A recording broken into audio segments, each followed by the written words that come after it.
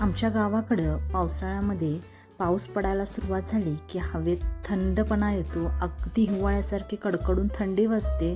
बाहेर जोरदार पाऊस होता, थंडी वाजत होती म्हणून चुलीमध्ये इस्तू घातला. थोडाफार धग शेकायला घेतला. तोपर्यंत कोंबडीसुद्धा आली धग शेकण्यासाठी. चुलीजवळ बसलोय म्हटल्यावर जिग्याला काहीतरी खायला पाहिजे होतं.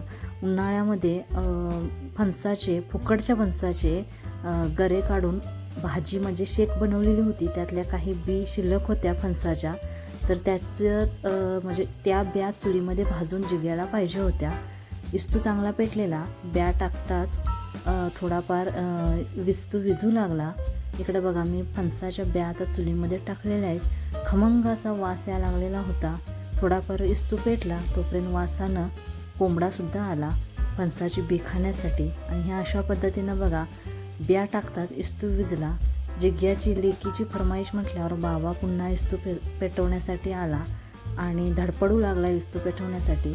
फणसाच्या बीचा वास घेताच मला काही बी खाण्याचा मोह आवरेना. मी चुलीमधली गरम गरम पटकन एक बी काढली आणि खाण्याचा प्रयत्न केला तर कच्चीच बी होती.